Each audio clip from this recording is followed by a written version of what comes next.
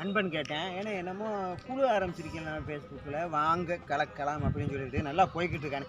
நீ வந்து இன்னும் சேரவே இல்லை. நான் வந்துட்டு அடிக்கடி இந்த கேள்வி கேட்குறேன். நல்லாவே போய்கிட்டு இருக்கு. இப்போதான் வந்து ரசிகர்கள், ஆதரவாளர்கள், ஃபாலோவர்ஸு எல்லாருமே உள்ளே வர ஆரம்பிச்சிட்டாங்க. நம்மளுடைய குழுவோட முக்கியமான நோக்கமே தமிழ்நாடு, அதாவது இந்தியா, உலகமே போதையில் மிதக்குது. இதை வந்து தடுத்து நிறுத்தணும் அப்படிங்கிறதே நம்ம குழுவோட கொள்கையே. நேற்று வந்து நேருக்கு முந்தின நாளாக 31 இரவில் தமிழ்நாட்டில் மது விற்பனை கொடி கட்டி பறந்துருக்கு. கோடி கணக்கில் வாங்கியிருக்கிறாங்க. அப்போ இது எங்கே போய்கிட்டு இருக்கு? தமிழ்நாடு எங்கே போய்கிட்டு இருக்கு? இந்தியா எங்கே போய்கிட்டு இருக்கு? அதையெல்லாம் நல்லா சிந்திச்சு பார்க்க வேண்டிய நேரமாக இருக்குது. அதாவது நாங்கள் என்ன சொல்கிறோம், அந்த குழு என்ன சொல்லுதுன்னா, பொருள் தேடி திருட செல்வாய், திருட்டு பெண்ணை பெற வேண்டி விலையை சொல்வாய், விபச்சாரம் துணிவோடு உயிரை கொள்வாய், கொலை எதற்கும் துணையாக மதுவை கொள்வாய், சப்போர்ட்டு கேட்டால் நான் தானே மனிதன் என்பாய்,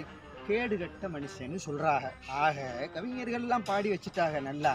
இதை வந்து படிப்பினையாக வந்து தமிழக மக்கள், அந்த குடிகாரர்கள்னால் இப்போ வந்து கோவம் வருது, அந்த மது பிரியர்கள் நாளுக்கு நாள் இந்த இன்னைக்கு புத்தாண்டு சபதமாக வந்து எடுத்துக்கிட்டு அதில் இருந்து வெளியே வர்றதுக்கு கற்றுக்குறணும். ஏன்னு கேட்டீங்கன்னா, எங்கள் சிவகங்கை மாவட்டம் திருப்பத்தூர்லேயே நிறைய பேரை காண, இந்த மாதிரி தண்ணி அடிச்சுக்கிட்டு தெரிஞ்சவங்க நிறைய பேர் காண.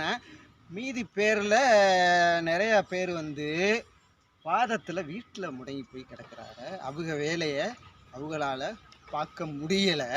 இப்படி அவஸ்தைப்பட்டுக்கிட்டு கிடக்கிறாங்க. இப்போ எல்லாத்துக்கும் காரணம் என்ன? நல்லது கெட்டது எல்லாத்துக்குமே இந்த குடிதான் தீர்வா அப்படிங்கிறத நீங்கள் வந்து நல்லா யோசித்து பார்த்து வாங்க கலக்கலாம். இந்த குழு வந்து இந்த மதுவுக்கு எதிரான அந்த போராட்டத்தை இந்த புத்தாண்டு சபதமாக எடுத்துக்கிட்டு தீவிரப்படுத்த போகிறோம். அதுக்கு பிறகு பார்ப்போம்.